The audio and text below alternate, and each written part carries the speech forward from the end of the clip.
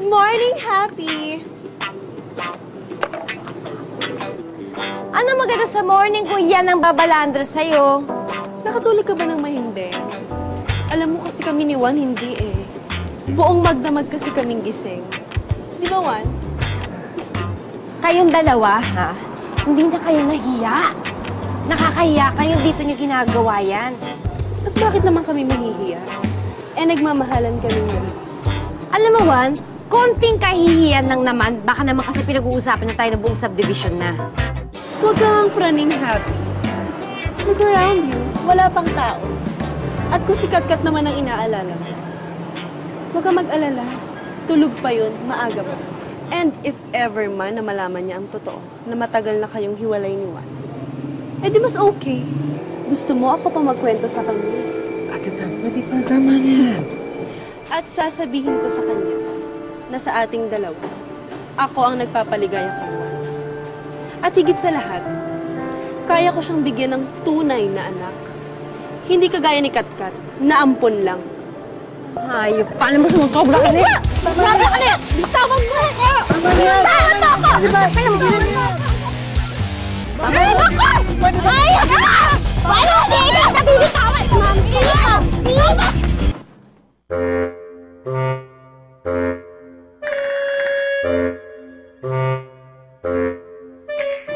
Anak! Ay, Diyos ko, nagligo mo dito sa labas. Wala po kasi kayo sa loob eh. Ano pong ginagawa niyo dito?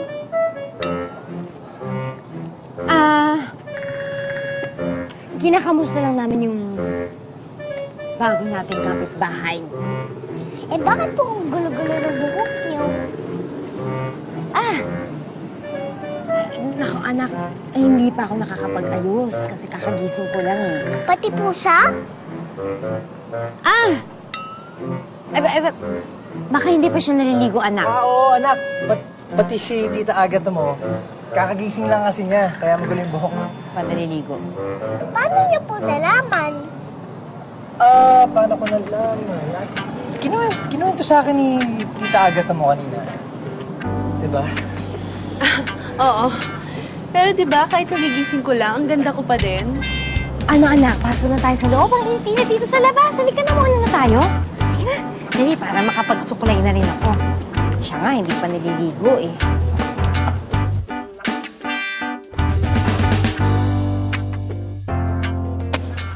Demanda ko talaga siya. Hindi siya makakatakas doon. Sisiguraduhin kong makukulong yung Happy Villanueva na yan. Agatha, hindi naman kasi aabot sa ganito kung hindi mo siya inasar. Nagdidilig lang naman yung tao. Ano? Anong sabi mo? So, kinakampihan mo pa siya? Hindi naman sa ganun. Ang ibig ko sabihin, meron ka rin kasalanan. You know what? Last night, kinukonsider ko na yung request mo na huwag tumira dito. Pero dahil sa ginawa ng babaeng yon, lalong hindi ko siya aatrasan. Agatha, ayoko ng gulo. Pareho na kayo nasaktan, so quits lang kayo. Okay? No! She started this war. And I'm going to end it.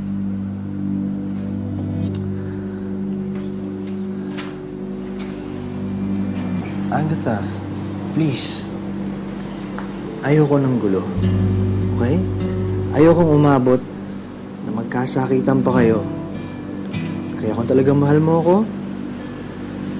please do this for me.